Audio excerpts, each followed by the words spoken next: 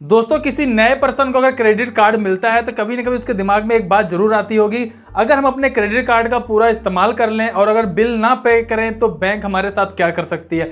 दोस्तों ये बात तो होगी नए पर्सन की, यहाँ तक कि अगर हम खुद ही क्रेडिट कार्ड का अगर इस्तेमाल करते हैं, जैसा कि मेरे पास क्रेडिट कार्ड है, आप में से किसी के पास क्रेडिट कार्ड होगा, तो कभी ना कभी हमारे माइंड में भी ये बात आ जाती होगी, यार अगर हम क्रेडिट कार्ड का बिल नहीं पे करेंगे तो बैंक क्या करेगी, हमारे घर पे आएगी या हमसे किस तरीके से पैसे वसूल करेगी। क्या कोई पुलिस केस कर सकती है, क्या पुलिस वाले भी आएंगे, घर पे कब्जा करेगी, या क्या कर सकती है, क्या चीज हो सकता है हमारे साथ, हमारी प्रॉपर्टी सील हो सकती है, पुलिस चौकी थाने के चक्कर काटने पड़ सकते हैं, कोर्ट कचहरी चक्कर काटने पड़ सकते हैं, क्या होगा। बहुत बड़ा एक क्वेश्चन हो सकता है, क्योंकि मैंने देखा काफी लोग माइंड में बात आता रहता है, यार नहीं बिल पे करेंगे तो क्या होगा, नहीं बिल पे करेंगे तो क्या होगा। तो आज की इस वीडियो में आपको डिटेल में बताने वाला हूं कि वास्तव में अगर आप क्रेडिट कार्ड का बिल नहीं पे करते हैं तो होगा क्या, बैंक आपके साथ क्या कर सकती है, ये जानना बहुत ही ज्यादा जरूरी है। जैसा कि दोस्तों आप लोग जानते होंगे, जब भी आप क्रेडिट कार्ड या लोन के लिए अप्लाई करते हैं तो हमेशा आपसे इनकम प्रूफ मांगा जाता है। इनकम प्रूफ पता है किस लिए मांगा जाता है, हम यहाँ पर इसको बहुत ही अच्छे एग्जांपल के साथ समझेंगे जब भी आपको समझ में आएगा।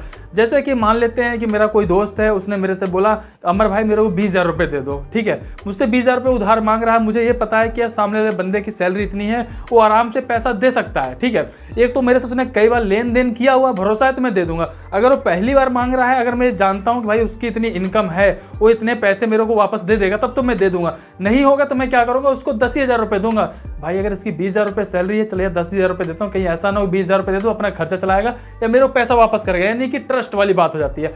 तो यही केस सेम क्रेडिट कार्ड के साथ होता है, जो आपकी लिमिट दी जाती है वो आपके इनकम का अकॉर्डिंग दी जाती है। अब बात कर लेते हैं, आपको 1,00,000 रुपए की भी लिमिट दी जाती होगी, मुझे भी दी जा रही है, चाहे मेरी सैलरी भले 30,000 रुपये हो, लेकिन जब दी जा रही है जब मेरा ट्रस्ट बन गया, जब मेरे को अपने दोस्त पे भरोसा हो गया कि नहीं यार इसने 10 लिया था, आराम से दे दिया था, टाइम से दे दिया, तो मैं कल उसको 20 भी दे दूंगा। सेम उसी तरीके जब मैंने एक कार्ड लिया, उसको सही से यूज किया, अपना सिविल को मेंटेन किया, टाइम से पेमेंट किया, तो क्रेडिट कार्ड और भी मुझे ज्यादा लिमिट के साथ और भी क्रेडिट कार्ड देने लगे।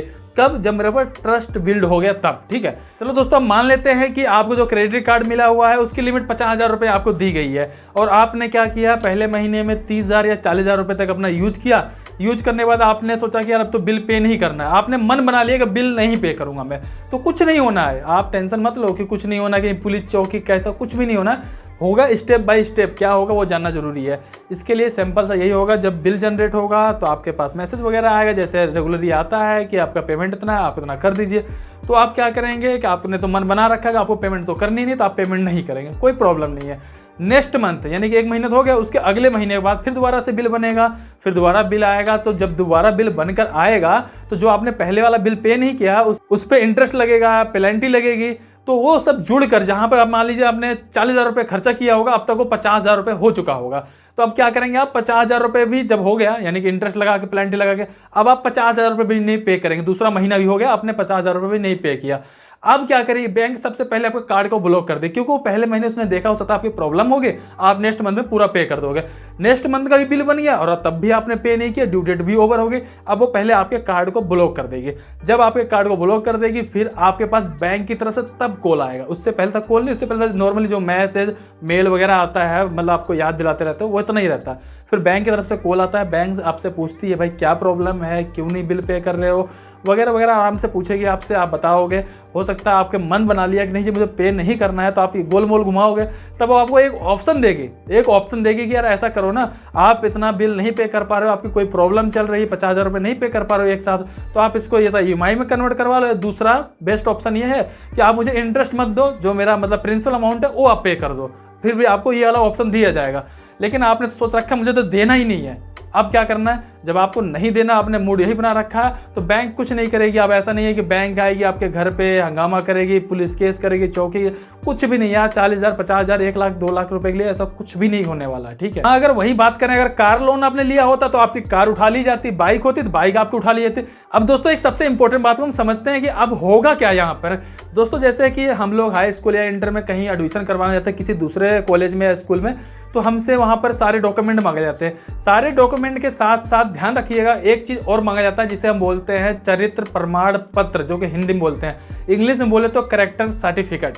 कैरेक्टर सर्टिफिकेट मांगा जाता है ना आपसे, तो यहाँ पर आपका कैरेक्टर सर्टिफिकेट कुछ होता है, वो आपका बर्बाद हो जाएगा। अब करेक्टर सर्टिफिकेट क्या होता है, जिसे हम बोलते हैं सिविल स्कोर।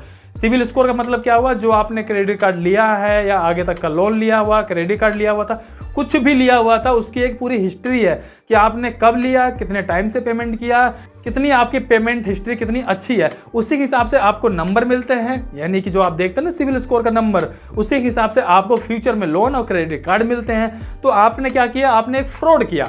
अब फ्रॉड किया तो बैंक कुछ नहीं करेगी, आपका सिविल बिल्कुल डाउन कर देगी, बिल्कुल बेकार कर देगी, सिविल डाउन ही कर देगी बिल्कुल आराम से, क्योंकि आपको वहाँ पे फ्रॉड साबित हो जाओगे, बिल्कुल फ्रॉड साबित हो जाओगे, क्योंकि आपने बैंक का तो पैसा देना ही नहीं है।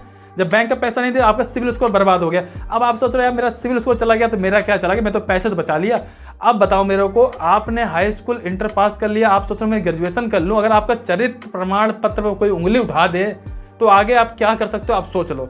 वही चीज़ यहाँ पर आ जाती है, आगे आप फ्यूचर में कभी लोन या क्रेडिट कार्ड जब अप्लाई करोगे तो पहले आपका सिविल स्कोर देखा जाएगा, तो वहाँ पे देखने में आता है कि आपने फ्रॉड किया हुआ। तो ये नहीं है कि जिस बैंक से आपने फ्रॉड किया, नहीं, कोई भी बैंक आपको लोन या क्रेडिट कार्ड नहीं देगी।